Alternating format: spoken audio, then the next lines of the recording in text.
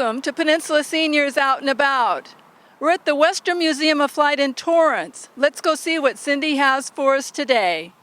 Welcome everyone to the Western Museum of Flight. I'm Cindy Maka, the director. Now we are privileged once again to have Christina Olds, daughter of triple ace Robin Olds, who in her own right is a highly acclaimed aviation historian, writer, and lecturer. Backed by popular demand, it is our privilege to have Christina Olds.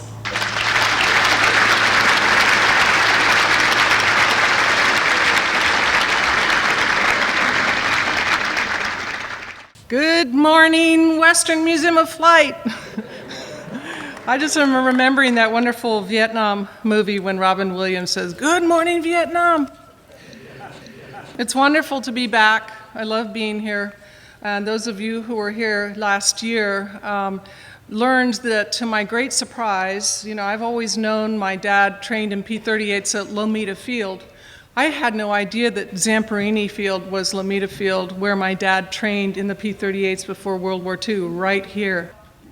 So I was a little emotional last year. It was a wonderful, wonderful surprise. So my grandfather's story, it is overwhelming me. I'm working on the book right now.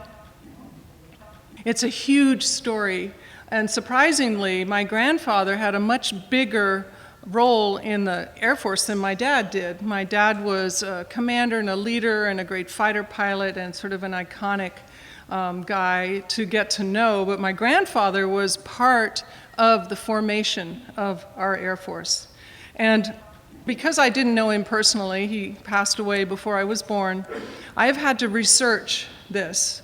And I started in early 2016 traveling back and forth across the country. I spent 2 months living in Williamsburg and commuting to Langley Air Force Base every day. I was in the Library of Congress, then I went to Maxwell, where the Air Force Historical Society archives are. And I've been to Boeing, and then I went to the Museum of the Air Force, and I started working really hard on the stories. I have over 9,000 images of the documents I've collected, and I'm right now in the process of putting those all in chron order. But what happened, which was really shocking, is I told my publisher I could have this done by the end of 2019. And in middle of 17, I happened to pick up a document from the archives down in Maxwell, a guy who had written his thesis on my grandfather. And I thought, I've got to see if he had the same resources I found. So I flipped to the back of this 100-page thesis, and I read all of his resources to see if they matched any of mine. And right at the end, what did I find? The Robert Olds collection in the library of the United States Air Force Academy, donated by Brigadier General Robin Olds in 1968. And I thought, damn it. No wonder when I cleaned out my dad's house, I couldn't find any of my grandfather's papers, except for a few wonderful little personal items. I thought, okay, where is this stuff? I thought I had found it at Maxwell. There certainly was a lot of documents there and great photographs. But I had no clue that all of these papers my dad had donated in 1968. I was 16. All I cared about were the cadets. I had no idea what my dad was doing. So I called my publisher and I said, wait. I think I have found the mother lode. I'm going to need to back out of this deadline. And so I went to Colorado Springs and spent 3 days in the library, and it was the mother lode. I've got original documents from my grandfather, handwritten documents from his meetings and his speeches, and some absolutely incredible photographs. I've put together as much as I can in this presentation, but you're going to have to bear with me because I've only done this once before at Oshkosh Air Show this past July, and it was kind of a limited time. And so this one can be a little bit longer, but I feel like a professor at his first class at school, and I'm going to be working from notes, so forgive me and bear with me. All right, Robert, oh my goodness. My grandfather was born in Maryland in 1896. By 1903 and 1910, when the Wright brothers were going crazy and everyone was flying, he decided he wanted to fly too. And so he went to the Curtis Flying School in Newport News, Virginia, where he graduated with one of the first classes in 1917. And that's Robert sitting on the bottom in the middle there. Right after that, he was deemed to be so good that they wanted him to stay and be an instructor pilot, but he got himself commissioned as a first lieutenant in the aviation section of the Army Signal Corps. And then they sent him to Texas to be an instructor pilot there, where they formed the 17th Aero Squadron, and he was commander at the young age of 22. He went on a train with this squadron up to Canada to train with the Canadian Royal Air Corps. And then they all went together over to Europe. So there were 100 of his original handwritten flight records. You'll notice OLDYS, not just OLDS. There was a Y in there because my great-grandfather was a poet, and he decided that a two-syllable name was a lot more romantic and lyrical than a one-syllable Olds. So he added the Y in there, and my grandfather ended up taking it out in 1920. In fact, in case I forget this later, those of you who know Tui Spatz, great guy in history, his original spelling of his name was Spatz, S-P-A-T-Z. And my grandfather told him, you know, if you want to soften the name, add another A. And so Tui Spatz changed his name when Robert Oldys changed his name to Robert Olds. In fact, my father's birth certificate has Robin Oldys on it. And then my grandfather changed it right after. So in May of 1918, he went to Issoudun in France as an instructor pilot to the base that was training all the pilots that came through. And this is where he met Eddie Rickenbacker and Billy Mitchell. Billy Mitchell was already famous at that time, but Robert then became the training officer for bombardment at Clermont-Ferrand in the Aviation Instruction Center for the American Expeditionary Aviation Forces. And he stayed over there past the end of the war through the demobilization and was actually the personal pilot for the bigwig generals that were flying over there after the end of the war. Here's a wonderful photo of him in his SPAD at Issoudun. And then this SPAD was also being flown by the 94th Aero Hat in the Ring Squadron. In 1919, in August, he briefly went to Washington, D.C., into the D.C. War Office of Billy Mitchell. And Billy Mitchell, during that time, had just been lobbying as hard as he could to convince the government that we needed long-range air power. And he pushed so hard that he was hated by the Army and the Navy that were arguing that we would never, ever need long-range air power. But he had influenced so many of the young pilots that were over in World War I that these young pilots became known as Billy's Boys. And my grandfather was very much a part of that. So in October of 1919, he was sent over to Hawaii, to Fort Ruger, which was right in the crater at Diamond Head. He was the commander of the Air Services operation and then transferred over to Luke Field. Robert was credited with the first flight from Oahu to Molokai, the first flight over the Haleakala crater, flying the de Havilland DH-4B, and the first night flight over the water from Oahu to the Big Island. In 1921, he married my grandmother, Eloise Wickman, and my dad was born on July 14th, 1922 at Luke Field. So here is an early picture of Pearl Harbor. I found all these at the Air Force Academy. Daddy, why didn't you tell me? Here he is, ready for inspection in the DH-4. And so a lot of people have wondered, was my grandfather an influence on my dad as far as his sense of adventure and mischievousness? Oh, yes. Oh, yes. One of the things my grandfather loved to do was fly over with his friends to the Big Island and to Molokai and hunt. And that's my grandfather on the far left. They went deer hunting. And then what they would do is they would stuff the deer in the aircraft and bring them back. Look at that poor thing in the back. Actually, it looks like there are two of them stuffed in the back cockpit. And then they would fly back to Pearl Harbor, where they would be met by the chef who would cook the venison for them in a big barbecue. Also, Robert was an amazing athlete and sportsman, just like my dad. And here he is flying in 1920, a Model 40 flying boat, two-bladed push propeller, single Curtiss OXX 6 Series V8 water-cooled engine. But what he did, not only piloting this thing and flying it around, they discovered how great it would be to water ski behind it. So this is in Pearl Harbor. My grandfather water skiing behind this aircraft. I mean, look how tan he is. Tan and lean and muscular. I don't think he was having any fun at all. So during this time, while he was in Hawaii, he met this lovely young woman who was 19 at the time, named Eloise Wickman. Her father was Henry F. Wickman, who had come over from Bavaria to San Francisco as a child with his parents and learned the trade of silversmith and jewelry. And he had answered an ad in the Honolulu paper that was also in the San Francisco paper in the late 1890s that asked for a jeweler, a silversmith for the royal family in Hawaii, and he was hired. So he moved over and became the silversmith to the royal family and started H.F. Wickman Jewelers, which is the oldest jewelry store, and that turned into Nahoku in the 1950s and is still going strong in 30 countries.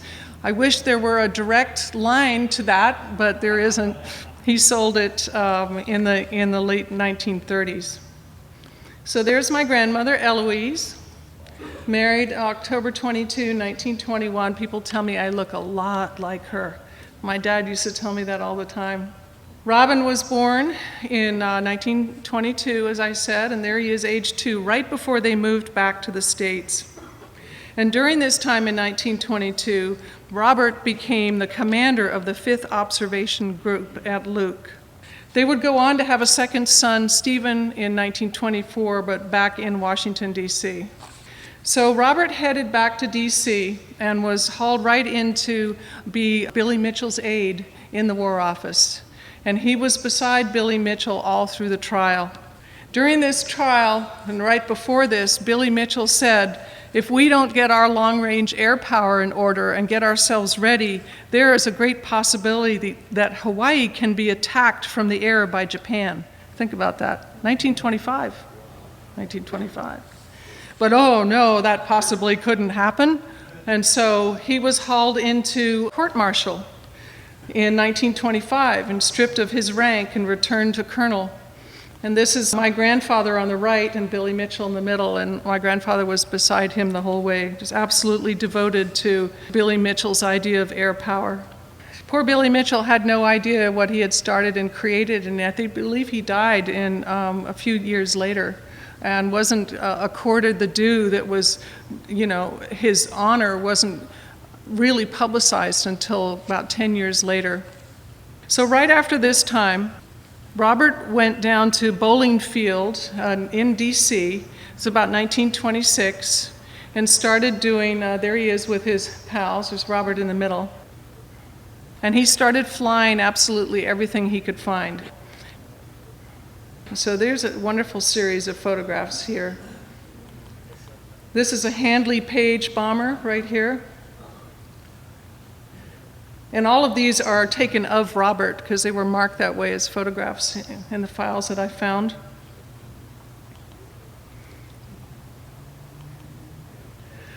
And my favorite ones are when he was doing aerobatics right over downtown D.C. There are lots of photographs of him flipping upside down and doing aerobatics over Washington, D.C. Here's the Capitol building. Now, you can't do that today. Yeah. And so right after this time, in 1927, he was sent down to Langley Air Force Base, which had just been established there, and that's our oldest base. Beautiful, beautiful base. And was sent to Langley to the Air Corps Tactics School as an instructor. And this is actually the house they lived in, and I took this photo 2 years ago at Langley Field. My dad was very lucky to be raised mostly at Langley, in Virginia and Hampton, and he was able to spend 12 to 13 years of his formative childhood time holding very still, which was, he loved to talk about how that gave him a really stable childhood. And there's Captain Olds at Langley. But then he became promoted even more at the Air Command Tactics School. This is a bunch of staff pictures. There's Robert in the back. So he was hired into the bombardment section of the ACTS, and he helped ACTS move itself to Maxwell for the Air University and the Air Command and Staff College in 1931. But he stayed on at Langley after ACTS moved as operations officer of the 2nd Bombardment Group. And his job was developing the bombing doctrine with other Billy Mitchell boys on staff, the Bomber Mafia, as they were known.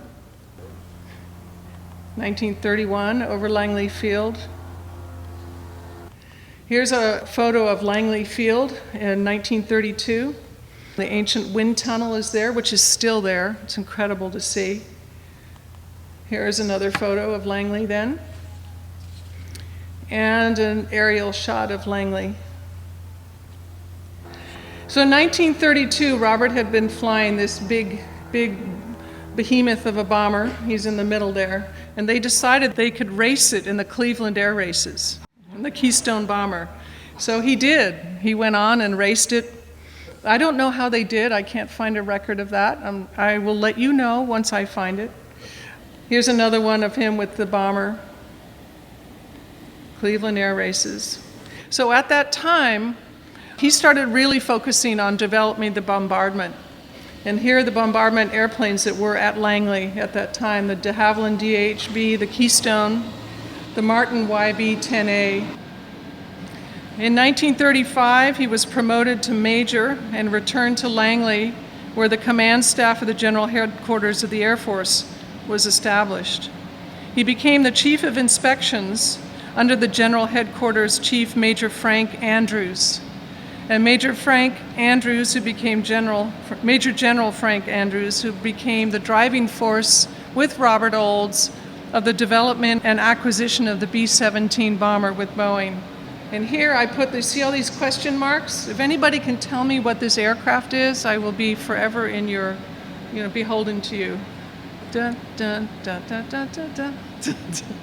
No takers? All right, let me know. So in 1935, he was moved to the first year class of the new Command and General Staff School that was in Fort Leavenworth, Kansas. Here he is with the Command and General Staff in 1935 at Fort Leavenworth, Kansas.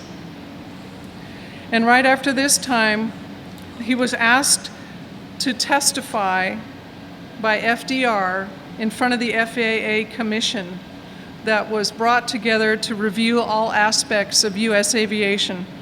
And I have his whole speech that he gave in front of Congress and this commission that we're trying to convince Congress that we really needed long-range air power, that long-range air power could go deep into enemy territory, and we had to start developing that. But once again, the Army generals and the Navy admirals fought it and fought it.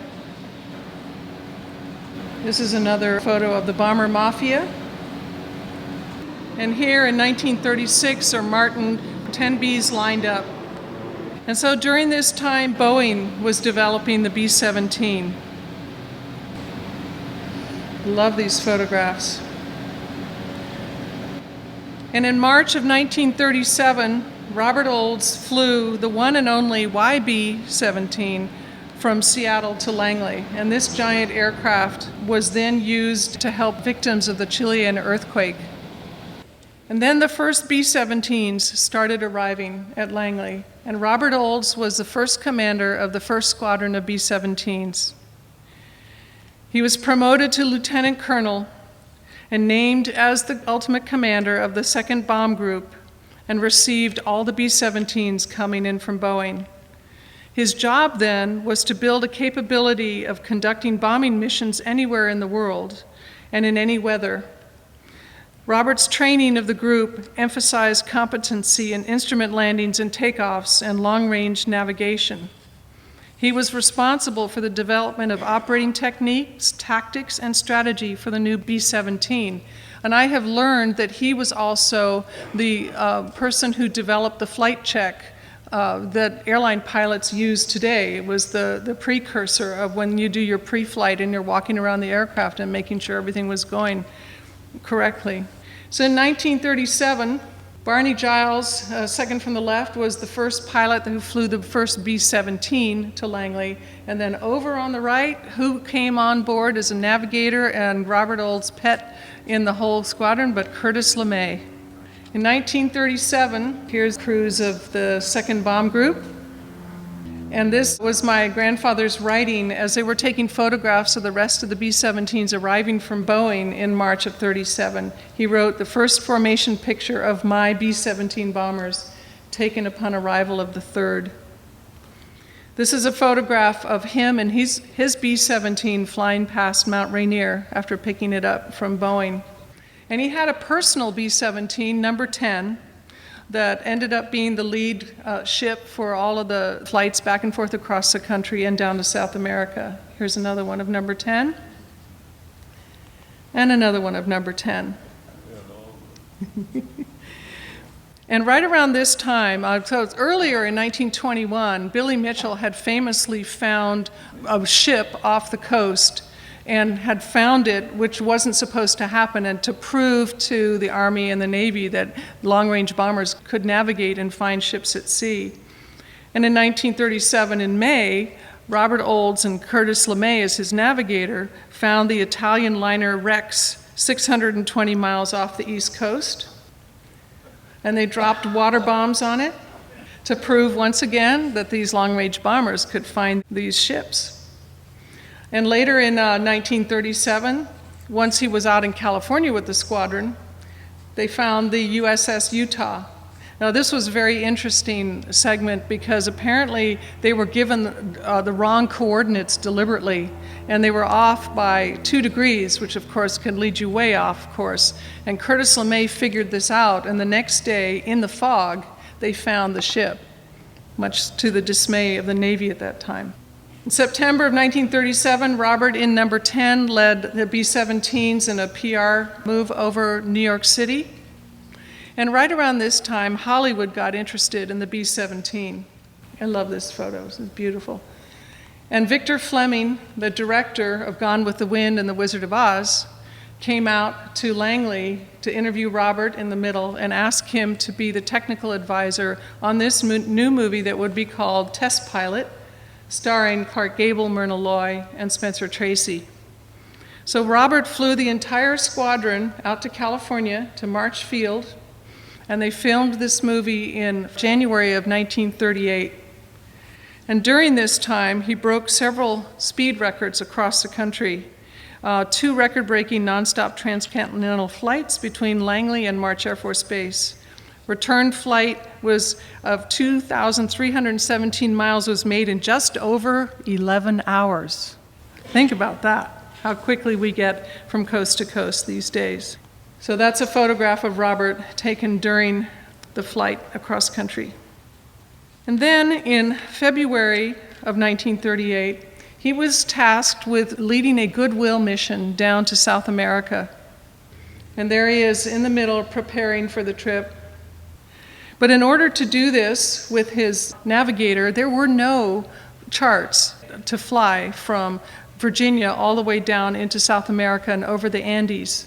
So Robert and Curtis LeMay flew up to New York City to the headquarters of National Geographic, where they received all the maps that National Geographic could give them of the land masses and the oceans that they would have to cross. And they planned this amazing trip to Buenos Aires. There's Harold George on the left, another famous name there. And this Goodwill mission to Buenos Aires was to cement our friends down there as allies, as Germany was really ramping up in what they were doing. And so it was a deliberate plan on FDR's part to get on the good side of people down there. So this is when he led the flight of 6 B-17s from Langley on February 15th to Buenos Aires for the inauguration of President-elect Ortiz. The first nonstop to Lima, 2,695 miles, they made in 15 and a half hours. And then another 2,200 miles in 12 hours over to Buenos Aires. This was a wonderful painting done by a Japanese artist of number 10 flying over the Andes. And then they landed, were met by the dignitaries, meeting with them. And then here he is delivering a letter from President Roosevelt to the new president of Argentina, Ortiz. And during this time, they were awarded from Argentina this wonderful Art Deco plaque, which I actually don't know where this plaque is right now. I have a big photograph of it. But it said, "To Lieutenant Colonel Robert Olds, in these times of world concern and anxiety, we, the youth of the new generation of Argentina, are messengers of the peace and friendship of Pan America." It's from the Embassy and Conference of Pan American Study in 1938. When he returned to Virginia, he was awarded this Distinguished Flying Cross for this Goodwill tour.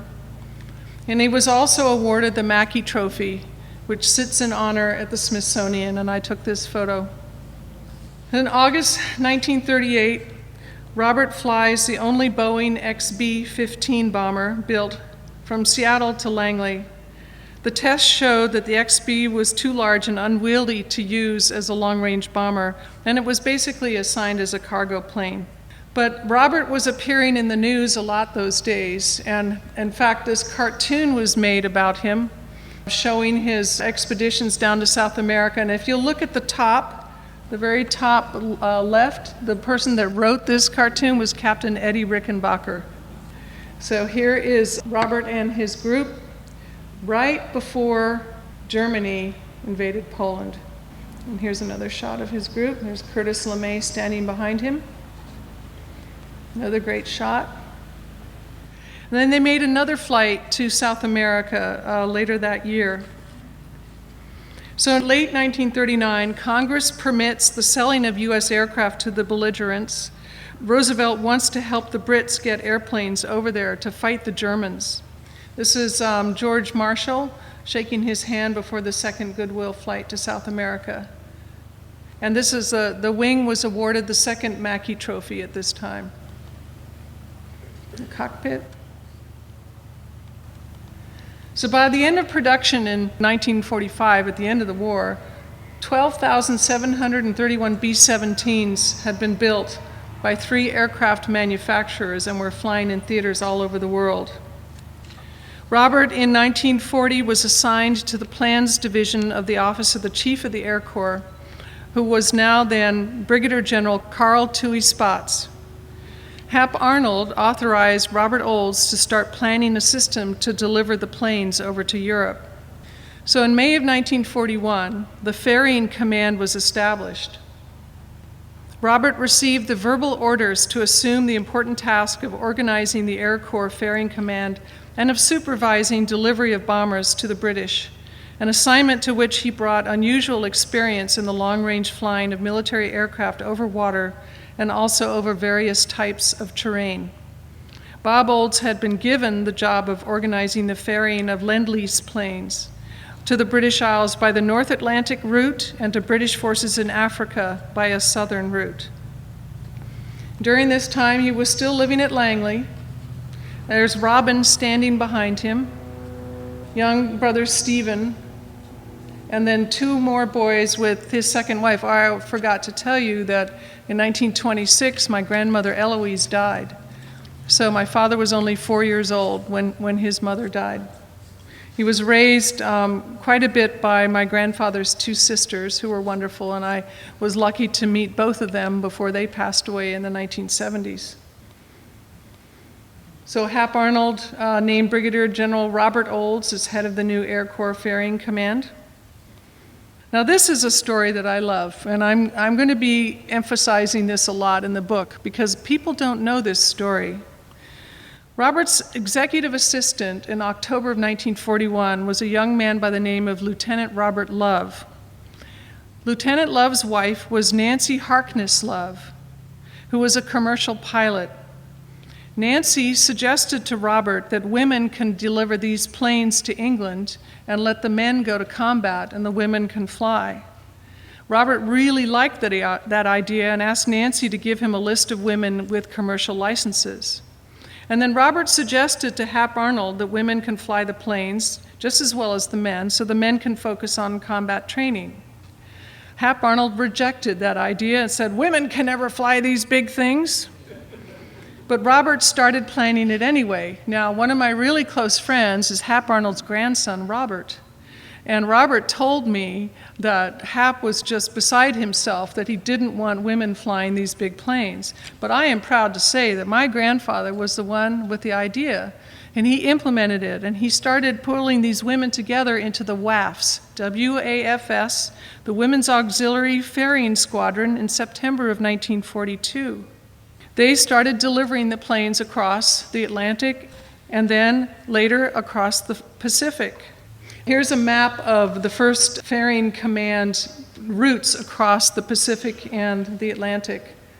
In 1942, early, Robert was promoted to Major General and was assigned to head up the 2nd Air Force that was stationed out in Washington at Spokane Field and Felts Field. I just moved to Boise, Idaho 2 months ago, and a good friend of mine, John Sessions, who runs the Heritage Flight Museum up in Seattle, is opening another branch of that museum in Spokane at Felts Field, which my grandfather was in command of in 1942 and 1943. So we're working together on putting another presentation and all kinds of photographs. So there's Robert inspecting his troops. And so the 2nd Air Force was responsible for training bomber pilots and for still getting the aircraft into the South Pacific and over to Europe. Here is the command of the 2nd Air Force headquarters at Felts Field in Spokane. That's Robert reviewing the troops out there. He's shaking hands with Curtis LeMay again. Finally, Hap gave the go-ahead right around the time that Jackie Cochrane got into the act and decided that she really wanted to lead these women pilots. Rather than having them be part of the Army Air Corps, she wanted to establish a separate military command for the women pilots. And so they actually ended up merging the two into the WASPS. Now, people have told me, wouldn't it have been amazing if Robert had been allowed to continue on past this point with the WAFs, because if he had, those women pilots would have been veterans.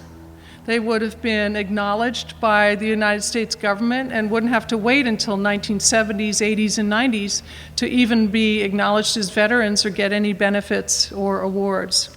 So it's interesting, winners always write the stories. The victor always tells the stories. And so literature is full of Jackie Cochrane starting the WASPs, and nobody thinks about what happened before that. But Nancy Love was an incredible pilot. There's Nancy Harkness Love, 1942, establishing the Women's Auxiliary Ferrying Command. So in 1942, the Ferrying Command is underway under Robert's leadership. He starts integrating the female pilots, and that right around this time, Jackie is good friends with Eleanor Roosevelt and starts working on separating the two forces. But it all worked out in the end, and the WASPs were established in 1943 under the command of Jackie Cochrane. So right around this time, before he went to Washington, he had fallen in love with a young woman back in Washington, D.C. Her name was Nina Gore Auchincloss. Nina Gore was the daughter of Senator Gore. She was married to Hugh Auchincloss, whom she divorced when she met Robert Olds. Hugh Auchincloss went on to marry a young woman who became the mother of Jackie Kennedy. So there's that whole convoluted connection. And also during that time, when Robert was married to Nina Gore, I knew her as Grandma Nina. I really loved her, and so did my dad. She was the mother of Gore Vidal, the writer. Oh yes, you can imagine. My father learned a lot about that type of life, living with Gore as a stepbrother during those times. They were actually really good friends, but there are a lot more stories that I'm going to tell in the book about that. So there's Nina and Robert. Janet Lee Bouvier was Hugh Auchincloss's second wife. There's another one of Robert inspecting his troops. And by this time, he was under so much stress, he started to have heart problems. And this is also when Hap Arnold had a massive heart attack. And Robert started getting quite sick and trying to keep up with his duties. Here's another one, Phelps Field. Oh, and they also had lots of movie stars. So here he is with Lana Turner, who came to break the bottle on a new B-17, or a new bomber that was training out of Phelps Field. There's Robert with Lana Turner. And another one, and another one. There's tons of photos. Also, a young bomber pilot who was under his command at this time by the name of Jimmy Stewart, B-24. And here's Robert inspecting. And so as the war was grinding on and things were getting more and more intense, and the B-17s were flying over Europe and a lot of them getting knocked down, it was right around this time that Hub Zemke brought the Mustangs over to Europe. And my dad was in England at Wattisham flying the P-38s when the Mustangs were happening. And the Mustangs finally helped the war effort come to an end because they could escort the bombers long range deep into Europe. There's Robert meeting with General Innes. And in 1943, in January, Robert became very ill. And they moved him, still as commander of the 2nd Air Force, down to a sanitarium in Tucson, Arizona, at Davis-Monthan, where he was diagnosed with pericardial disease and given only a short amount of time to live. And my father was notified at West Point. This was in April of 1943, and they got him down there just in time to spend the last day with his dad. And his father died on April 28, 1943, at the age of 46 and a major general. And then Robin stayed and helped scatter the ashes with some of Robert's friends out of a B-17 flying over the mountains in Tucson, and then went back to West Point, graduated a month and a half later, June 1st, and dedicated his commission to his grandfather. People say that if Robert Olds had lived, he would have become one of that group of 3, 4-star generals, would have become part of the amazing group of commanders who made their way up through the Army Air Corps, into the Air Force, into politics, into great leadership later. There are many books that speak of Robert Olds. Curtis LeMay's book is full of him. Hap Arnold's. I have so many books to research, it just is actually overwhelming to put this story together because of the necessity of being really accurate with this deep, complex history, because I've had to learn about all these amazing gentlemen who were working with Robert at the same time. So I've had to learn about Hap Arnold and Tui Spotts and Frank Andrews and Eddie Rickenbacker and many, many, many more who were working alongside with Robert. So this book, just feel sorry for me, send me, well wishes. I am going to disappear in another month or two and try to resurface after I get this book done. And there's my grandfather with his 2 stars. And you can tell here he's starting to get very gaunt. This was in January of 43. His hair turned completely white. And then he went to Arizona and passed away.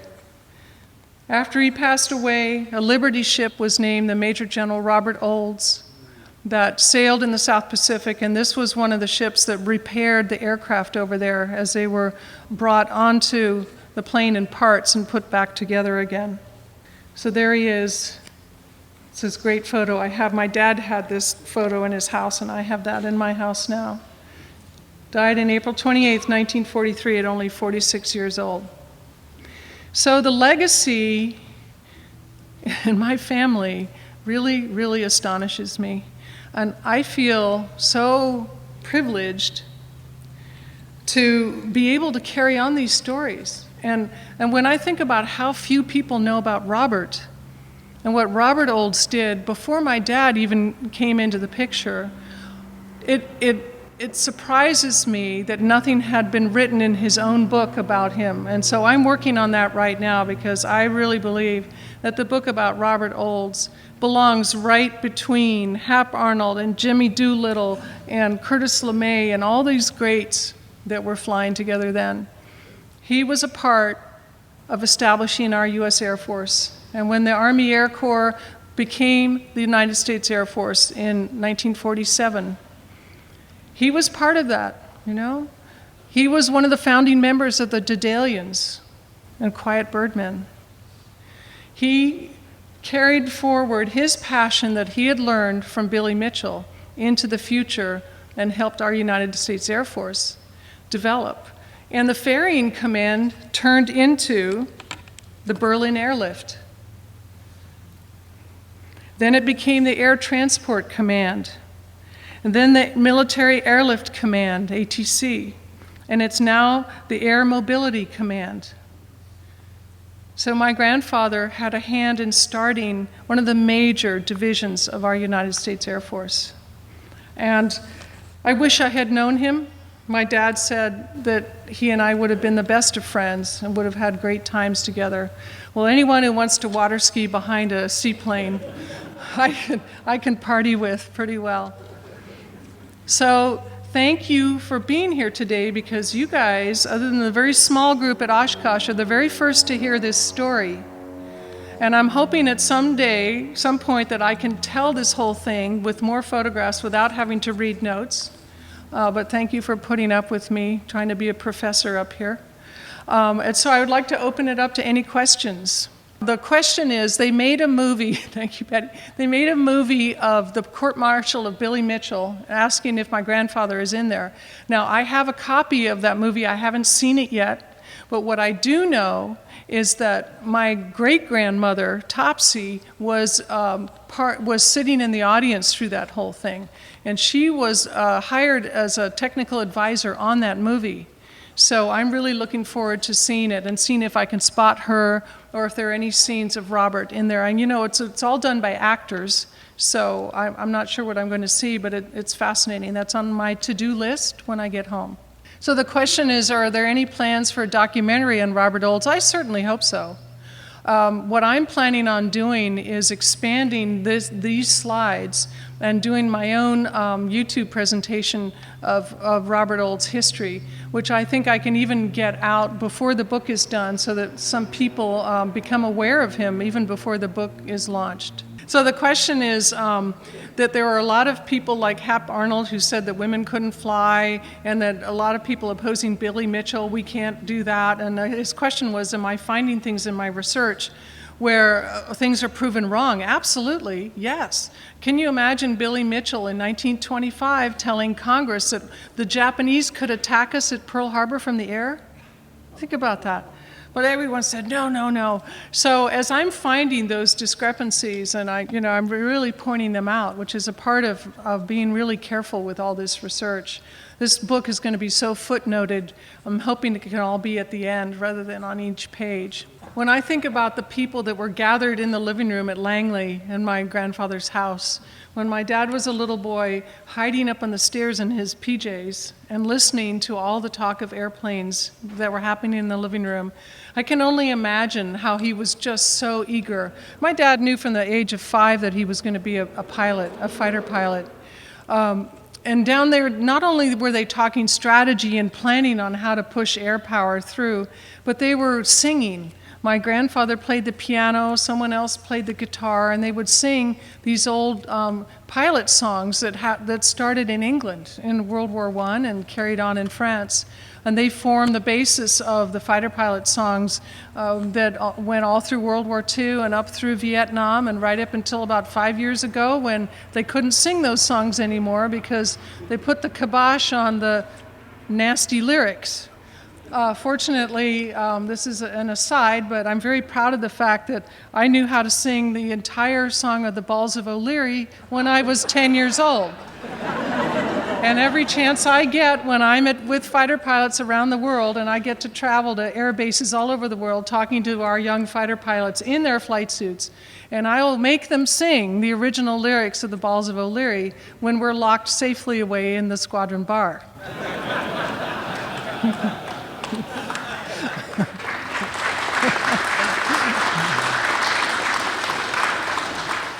The question was, can I touch on the nature of the charges against Billy Mitchell at his court-martial? Now, I can't off the top of my head name the charges. I'd have to be reading them at this point. But basically, he was being told that he was disclaiming the power that the Army and the Navy had, to the point where he was insisting that air power would be more important than the Army and Navy in big wars. And it was sort of a blasphemous thing then. They were literally court-martialing him for having this opinion and this belief that air power would be predominant in the future and very, very necessary. I've got the transcript from the trial, and I'm starting to read that too. And it's just incredible, the charges that were levied against him for scandalous, blasphemous discussion against the Army generals and the Navy admirals. So basically it was a vendetta against an opinion that they disagreed with. So the mystery bomber I was trying to identify in the slides was the YB-9.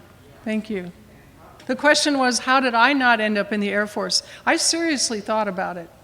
When we were at the Air Force Academy from '67 on, I was in high school in Washington, D.C. in a private girls' school, and I really thought about somehow joining the Air Force. And my dad and I talked about it a little bit. He said, honey, you don't want to do that. You don't want to do that.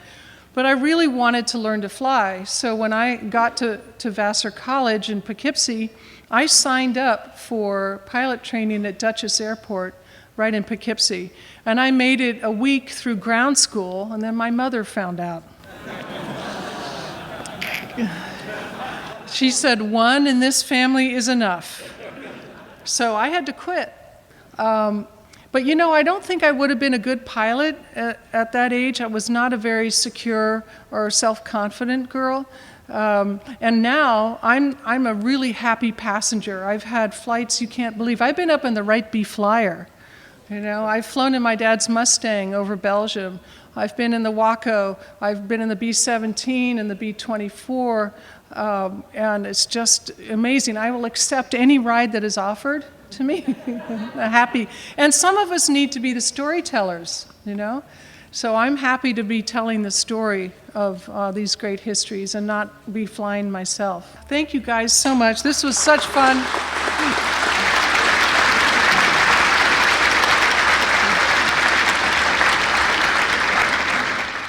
Thank you for watching Peninsula Seniors Out and About. I'm Betty Wheaton. See you next time.